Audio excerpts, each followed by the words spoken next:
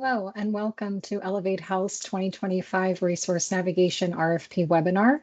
In this webinar, I'll be reviewing some information about Elevate Health and our Community Care Hub Connect Pierce, and then we'll get into the RFP itself, including the minimum requirements for successful applicants, some key performance indicators, what the work you'll be doing will involve, and some other information that I hope will be helpful to you. I'm going to try to anticipate some questions that might be asked in hopes that I'll answer them. But if you have any questions, you are welcome to reach out to us. The email address is rfp@elevatehealth.org, and that will be displayed in the slideshow that I'll present today. So let's get started. So for those of you who might have been introduced to our RFP but haven't been introduced formally to Elevate Health, I'm going to start by giving you some information about Elevate Health, our Community Care Hub Connect Pierce, and what we do. Elevate Health is a nonprofit collaborative in Pierce County. We hold up a cross-sector network as the backbone organization of that network. So you might think about Connect Pierce, the Community Care Hub, as the cross-sector network, and Elevate Health itself as the backbone organization. We're dedicated to achieving health equity through collective action. So that means working together with our community partners to bring about better health outcomes for people in Pierce County. Finally, we are one of 9 accountable communities of health in Washington State, and we are the ACH for Pierce County. Elevate Health engages communities by amplifying voices, elevating community needs, and integrating wisdom and lived experiences into the delivery of care. Everything that we do is influenced by community input. We convene equitable cross-sector tables and nurture collaboration between community-based organizations, healthcare providers, payers, and racial, cultural, ethnic communities. We catalyze support, breeding resources and building capacity for community-centered organizations and the community-based workforce. We connect people to community-based social and health services and care coordination. With this new contract for resource navigators, we will be offering resource navigation services to folks in Pierce County as well. Finally, in everything we do, we champion equity, building awareness of and working to change racist and discriminatory policies, practices, and behaviors in health and social systems. Connect Pierce, our community care hub, is a centralized point of referral for Pierce County's residents in need. We provide a streamlined connection with a community-based worker or resource navigator within 48 hours of referral or self-referral. We provide access to a diverse network of providers, and we use common workflows across the network to provide consistency for clients receiving care coordination or resource navigation services. Let's talk about the RFP itself. So you might be wondering, well, why are you offering this opportunity? And the first reason is that we saw the community's need for lighter touch assistance. Elevate Health has been supporting deep, complex care coordination in Pierce County for the last couple of years. But through that work, we understood that a lot of people were coming to organizations for help who maybe didn't need that close, complex care. Some folks just come to an organization and they are confident that they can solve their own issues and navigate through their own problems and obstacles, but they might just need a little bit of help in navigating the resources and services available in Pierce County. So that's what I mean when I say lighter touch assistance. And we'll get into the differences between resource navigation and care coordination a little bit later. Secondly, of course, we want to support organizations who employ resource navigators or those organizations who would like to expand their programs to include a resource navigator. So Elevate Health sees resource navigation as a critical service in the community, and we want to support organizations who provide this service or would like to provide this service. So that's my way of telling you that this RFP is open to folks who already employ resource navigators or have firm plans to employ resource navigators. So let's get into the differences between resource navigation and community-based care coordination. Some of you may already be familiar with these terms, of course. Some folks who are watching this webinar might be existing partners of ours and may be holding our service contract for care coordination. So let's get into these differences, because I understand if you're sitting there and saying, well, resource navigation is part of care coordination, so where does the line get drawn? So for the purposes of this contract, these are the lines that we drew to distinguish between the two. So first of all, the core focus for a resource navigator is service access and navigation. That is really the sole role that we're picturing for this particular contract and for this work. This is compared to a care coordinator or a case manager who not only performs that service access and navigation, but also engages the person with health and wellness support that is that really deep, complex care for complex issues.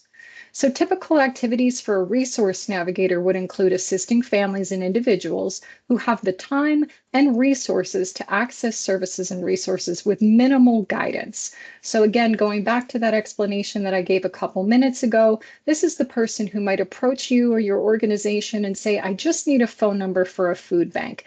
Do you know who's providing low-cost legal services in this community? Do you know what specialists are taking new patients? Things like that. These are the things that we imagine resource navigators will do. And of course, care coordinators are going to do that same thing, but they might provide a little bit closer guidance than a resource navigator. So a care coordinator might actually be making the appointment with the person, might even attend the appointment with the person for that service or resource, whereas the resource navigator is really just that, a navigator to the resource, but not necessarily that deep engagement.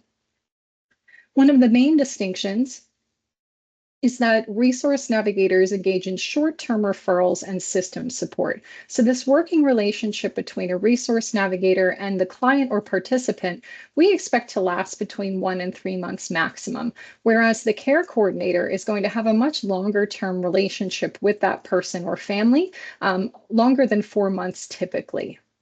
And then finally, resource navigators engage in limited follow-up and close support. So they are not providing that close support that a care coordinator would provide. They are not supervising the case as closely. So a resource navigator might follow up with a client once to see if they got the things that they needed, whereas a care coordinator would continue to walk that person through all the systems and situations that they need to overcome their obstacles and get to a stable place and thrive.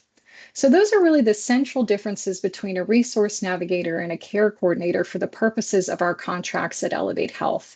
And if you're an existing partner and you're wondering, can I apply for this opportunity? Yes, you can.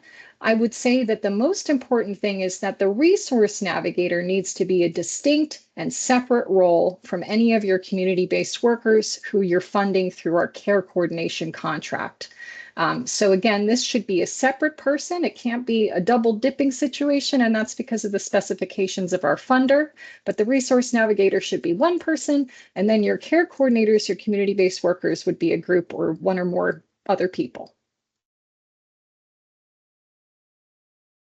So how much funding is available through this contract? So we are offering up to $110,000 per 1.0 FTE resource navigator and 0.20 supervisor combination.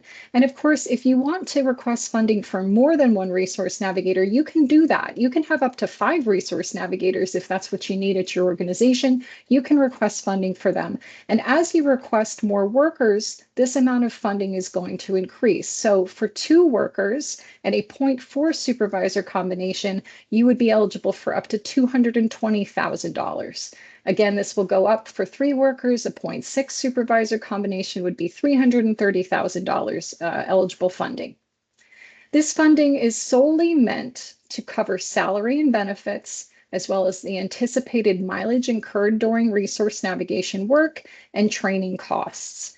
If you're wondering what mileage a resource navigator might incur, it could be things like outreach. You might be sending your resource navigators out into the community or have plans to do so, and they might incur some mileage that way. So there is funding available through this contract to cover that cost within that $110,000 provided.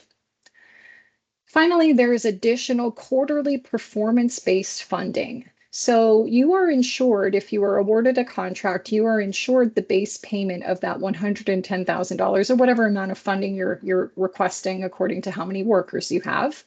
But in addition to that, we have certain performance-based milestones that pertain to the documentation that you have to complete for your work with clients. And hitting these performance-based milestones is going to result in you earning more funds for your organization. So that is another opportunity to get funded through this contract. So let's go over those performance-based milestones. I'm going to stop sharing my screen so that I can share a different screen. Okay. So within the RFP packet, which you can access on our website, if you go to our website and click resources, if you scroll down just a little bit, on the left-hand side of the page will be an image that will link you to the RFP. That page that you get to also has a green button that you can click that says learn more, and that will open up a PDF of the RFP itself. So that is what I'm going to show you right now, is the last page of that RFP. And these are our performance-based milestones. So I'm sorry that this is really tiny. I can't make it any larger and fit it into one part of the screen, but if you are looking at that RFP, you can see this again on the last page. So on the left-hand side, under the column marked milestone, we have a list of workflows that are existing within our client management system. And these are the workflows that we need resource navigators to complete. So that includes documenting the insurance status of the individual, getting a consent and ROI signed and uploaded to the system, completing service referrals. So probably the most important part of the resource navigating work is giving those service referrals, but not only providing those referrals and those resources and services, but also following up afterward to make sure that the person has actually received the help that they needed. And if they didn't, maybe going back to the drawing board and giving them a different resource to contact. Then we have client contacts. You'll remember I mentioned that resource navigators don't follow up with their people on their caseload as often as a care coordinator might, or for as long. And so we are asking that resource navigators follow up with all clients at least one time after that initial conversation with the person where they asked you for what they needed and you provided it to them. We want you to follow up at least one time after that to make sure that the person got helped, or if they didn't, to provide more help. Then finally, we have this community participation element. We do hold a monthly meeting for community-based workers and resource navigators to gather with each other, to share knowledge, to share resources, and to discuss pertinent issues to the workforce today. And so that is not attached to any kind of monetary incentive, but it is something that we offer and require in the contract is your participation in that group. So you'll see here on the right-hand side, we have the incentive earned, and this is the amount of money that you would earn additionally over your base payment for certain quality insurance scores or quality improvement scores, excuse me. So if you are not scoring so great, you still have the opportunity to earn some extra money. But if you really hit those milestones and you do it perfectly, you get that A+ grade, you will get a significant amount of money additionally per quarter. All right, so I am going to go back to my slideshow and stop sharing my screen so we can switch things around. All right.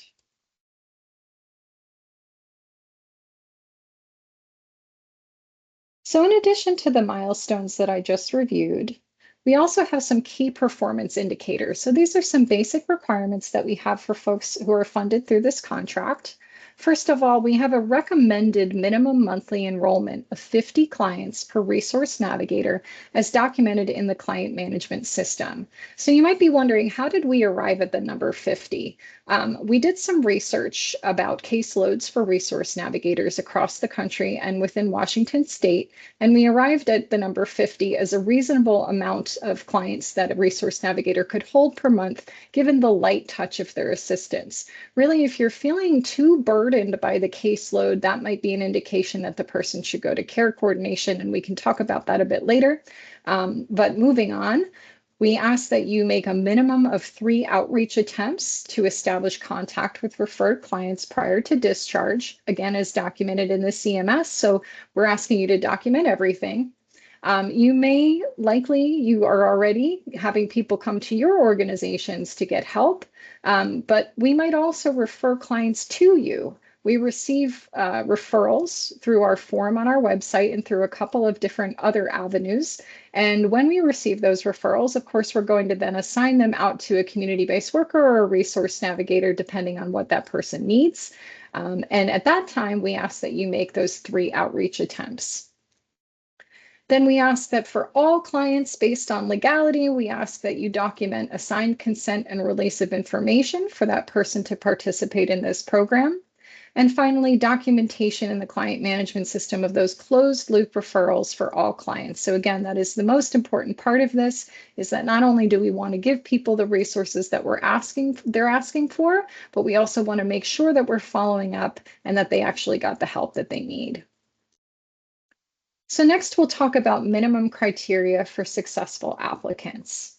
This funding is intended to support community-based organizations, tribal nations, Indian healthcare providers, and other community entities who currently employ 1 or more community-based resource navigators who are available to receive and respond to a potentially high volume of requests for short-term resource navigation support, have a deep breadth of knowledge and understanding of local systems and available services and resources to meet health-related social needs, or HRSN, are prepared to support families and individuals with diverse backgrounds and needs, can ensure that referrals to appropriate services and resources are made in a timely fashion and are followed up on to ensure that the individual was able to access the service and/or resource, can determine a family or individual's needs for more intensive support and refer these clients or participants to Elevate Health's Community Care Hub, Connect Pierce, for community-based care coordination as needed.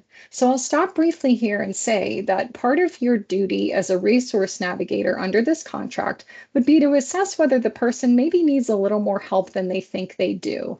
And this might be a person who comes back as a repeat customer over and over and over again, maybe has a lot of complex issues that you're hearing about, but maybe is a little hesitant to engage any further than just getting a phone number or an address.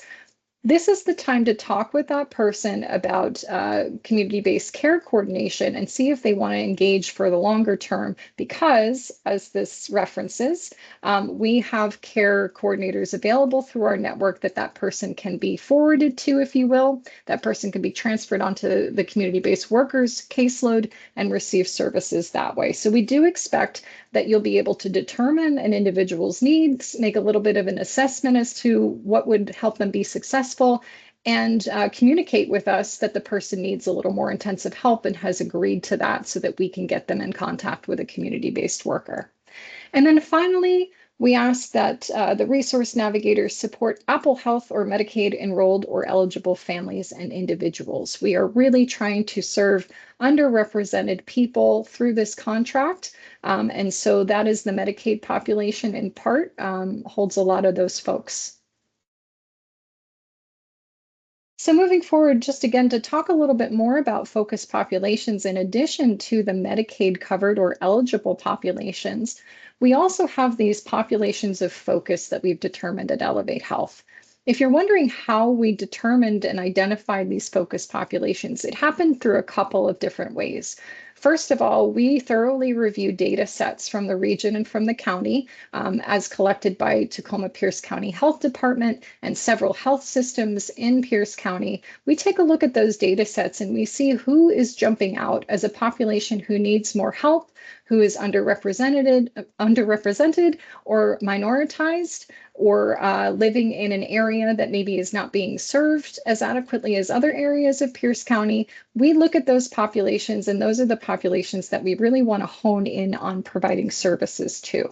So this table here that you can see includes all of those populations, and you'll see that some populations are based on racial or ethnic identities, and some are based on geographical location of the individuals, like for instance, Key Peninsula, which we know is a more rural area of Pierce County, kind of detached from the service area of Tacoma, so it can be a little tougher to get help out in Key Peninsula and other areas of Pierce County. So you'll see those appear on this table.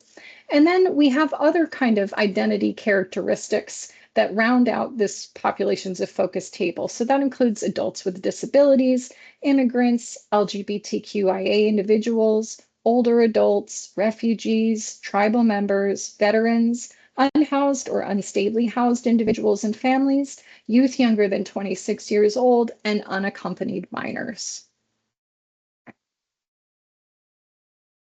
Some additional requirements at the organizational level: we ask that you are licensed to do business in the state of Washington and therefore hold a valid Washington state business license.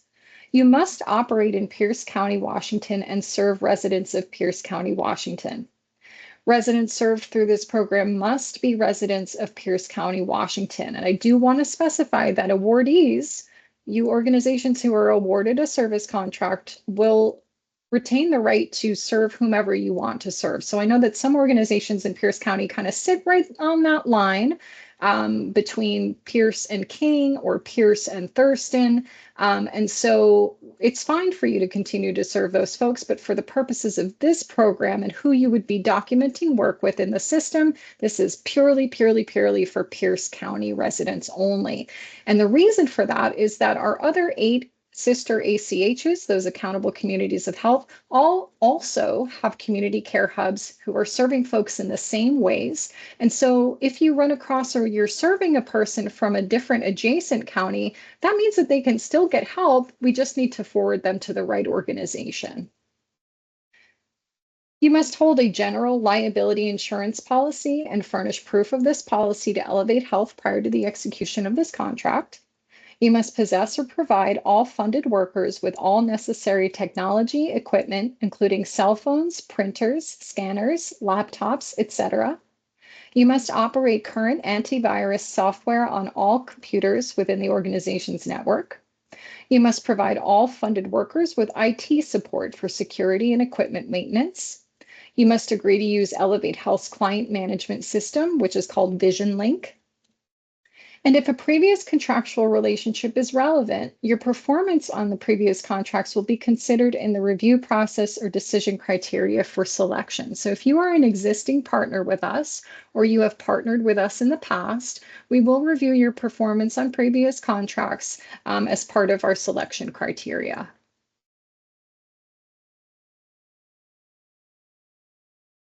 When are applications due and what is the timeline for this RFP? So this table, you can find this in the RFP, in the packet, and it will give you a full timeline of events for this RFP. So we released this RFP on August 1st on our website. We will be taking submissions and applications until 11:59 p.m. on September 2nd, 2025. We'll then be announcing who is awarded a contract on September 19th, 2025, and then we will execute the contracts, begin this program on October 1st, 2025. I do want to mention here that we do have availability for live interviews. I'll get into that a little bit later, but we do have that availability for you. We can make that opportunity for you to have a live application interview. So let's get into the application materials themselves. I'm going to stop sharing my screen so that I can share a different screen. And we will get into the application contents. All right. And these are listed in the final page, well, the second to last page in the RFP packet. The first piece of your application is this Resource Navigation Partner Interest Questionnaire. This is very simple and straightforward. It is going to ask you 8 simple questions. First, we're going to collect the demographic information, if you will, about your organization. Please include the primary contact name and their title and position. So if you are the person applying, if you are not the person who should be contacted about this RFP, please provide that person's information and contact information. We're going to ask you what sectors your organization represents. So you can select all that apply. So if you are a community-based organization providing social services assistance, you check this one and you check any other one that applies to your organization. We're going to ask if you're a current contracted partner of ours. We're going to ask, I'm sorry, I forgot a few questions, it looks like. Are you interested in becoming a resource navigation partner of Elevate Health's Community Care Hub? Of course, if you're looking at this form, I'm going to guess that the answer is yes, but we also have this maybe category that you can also answer that question that way. Okay. Are you a current contracted partner? We already went over that one. We're going to ask, how many resource navigators does your organization currently employ? If you have not yet employed resource navigators, it's okay to answer 0. You might even type in this box as well that we're planning to hire for this project. That would be helpful. We'll ask, are you interested in expanding your program's capacity by hiring additional resource navigators? Again, if you have existing resource navigators and you do want to hire more, you would click yes. If you don't have any resource navigators yet and you want to hire more, you would click yes. Or if you have resource navigators employed and they're the only ones you want to employ and fund through this contract, you would answer no. And of course, again, we have the option to click need more information, and we will provide that information to you as best as we can. We'll ask if you're willing to accept clients referred from the Elevate Health Hub. This is a requirement of the contract, so I just want you to keep that in mind. We'll ask about your capacity to serve clients. So how many referred clients can you accept from the Elevate Health Hub per resource navigator? Of the types of service below, which do you provide? Likely you're going to click short-term resource navigation for the purposes of this contract, and you'll have the opportunity to choose more than one of these. So it's okay to choose more than one. Or you can click we do not provide either of these services. Again, we'll ask a question about your capacity, approximately how many resource navigation clients does your organization currently serve each month? Do you employ resource navigators who speak more than one language? What types of interpreter services does your organization work with? And we'll ask some questions about the populations that you serve and the areas that you serve, how long your resource navigators stay in touch with clients. So this questionnaire is going to cover pretty exhaustively the basic information about your organization, and we will take all of that into consideration as part of your application. So the second piece of your application is the Community Care Hub Resource Navigation Contract Application Narrative. So this is that piece that you're probably used to doing for RFPs where you have to do a little bit of writing. We wanted to do it this way in a Microsoft form because we didn't want it to be so formal, and we wanted to make it low barrier for you all. So sometimes it can take a lot of time, and maybe people are a little unsure as to how to format writing for an RFP. Do you do it in an essay format? Do you use bulleted lists? How do you do this? And some folks might not be terribly experienced about applying for opportunities like this. So we wanted to make it nice and low barrier for you. So this part of the application narrative, is again going to ask you for some information about your organization, and that's just to keep everybody straight so we know who is who and that we're reading the information about the right organization. So we'll ask you to repeat that. And then we're going to get into some more in-depth questions. And so what I would encourage you to do is that even if it says briefly in the question, I want you to write as much as you feel you have to write. I would rather you write too much in these sections and we get a really clear picture of your organization, who you are and what you do, than for you to underrepresent or undersell yourself, for a lack of a better term, and leave details out. So you'll see questions such as briefly introduce your organization, its central mission, and current organizational goals and focus.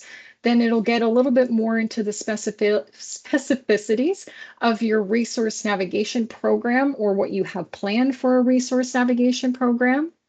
We'll be asking for some information about outreach and connection, so how your participants or clients hear about and connect with your organization. We'll ask about what populations you serve. So this is really the thing to pay attention to on this piece, is to be thorough, to be clear, and to let us know about all the wonderful work that you're doing. I would keep in mind, of course, the contents of the RFP and what we're asking for, and gear your writing toward that, of course. We want to know how you're going to fulfill the requirements of this program. So make sure that you're providing information that's going to answer those questions for us.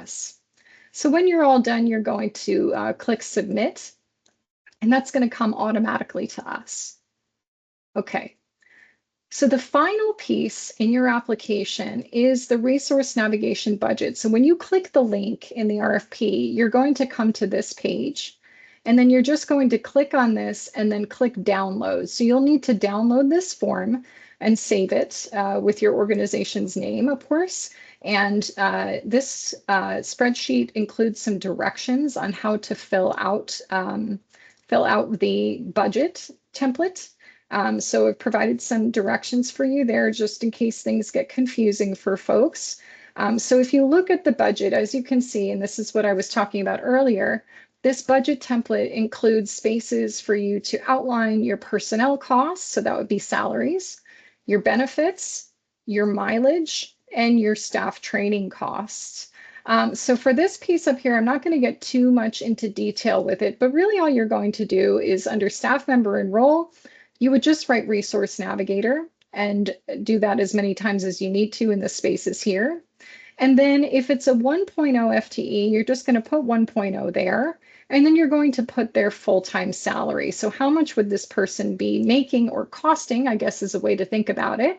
How much will this person cost your organization to employ? And that number will automatically populate and calculate in this cost section right here. So you don't have to do any calculations in this budget template at all. The template will do everything for you. Please don't try to make it do other things. Please don't try to make your life difficult. It is very straightforward. Now, if you're wondering, well, what if I want to have 2 part-time resource navigators? Can we do that? Yes, you can. That would equal 1 FTE. So you would have a 0.2 supervisor combo supervising those 2 part-time resource navigators. But how do you fill that in here? Well, you would still put in the salary column, put their full-time salary. So if this person were a full-time worker, how much would you be paying them? In the FTE section, you're going to put whatever the fraction of a full-time employee it is. So if it's a half-time person, you would put 0.5. And again, it is going to automatically calculate the cost and then tally all of the costs that you enter here. So you would repeat this process for supervisors as well. And of course, pay attention to that proportion, right? So if you have 1 full-time resource navigator, you are entitled to funding for a 0.2 supervisor, and that goes up the more workers, full-time workers you have. So just something to keep in mind when you're filling this out. So again, with mileage and training costs, this is anticipated. Just put down what you think or what you've tracked, perhaps. Maybe you already have tracking methods in your organization for mileage. Put down whatever that number will be or might be. And again, it will automatically tally all the costs. And down here, it's going to automatically calculate everything that you entered, including the 15% overhead. Okay, I just want to mention that, again, this funding is solely intended for salary, benefits, mileage, and training. We cannot provide funding for technology. We cannot provide funding for administrative staff or for other types of staff that aren't specified in the RFP. This is really to support resource navigation and the supervisors of resource navigators. Okay. Now, when you are done with your budget template, and you will see this in the directions, you're going to return the completed form to rfp@elevatehealth.org. Okay, and don't forget to put your organization name up there as well. And now, as you can see, the term of the contract is 1 year from October 1st to September 30th of 2026. So October 1st, 2025 to September 30th, 2026. So I am going to stop sharing my screen again so I can switch around over here. I have one more slide to show you.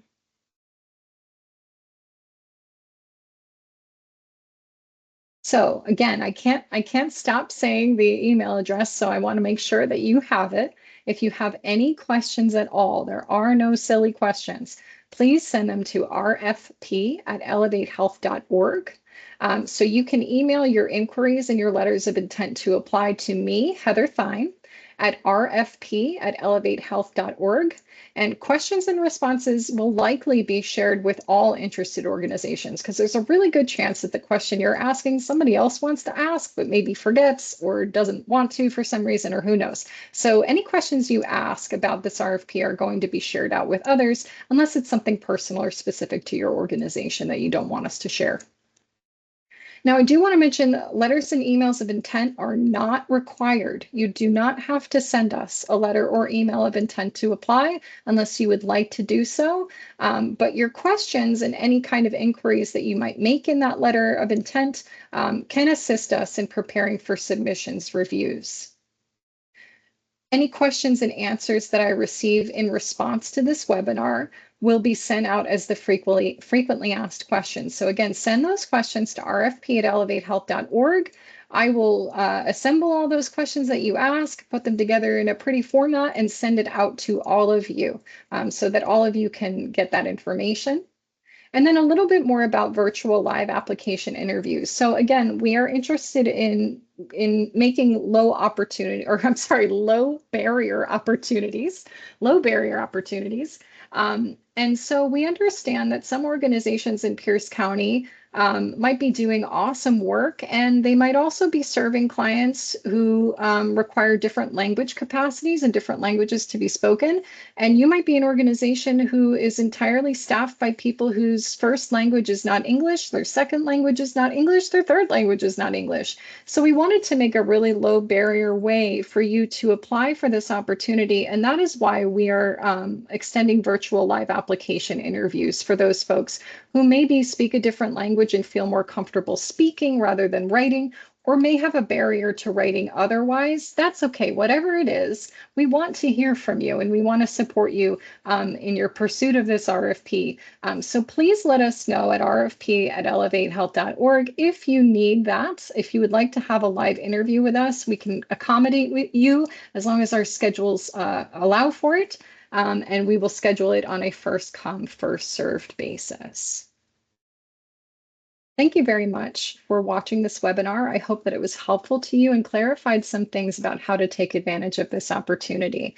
We are looking forward to receiving your questions and answering them in a timely fashion. And we're glad that you're here in Pierce County, helping others. We'd love for you to be a part of our work. And so I wish you all the best luck with your application. Talk to you soon.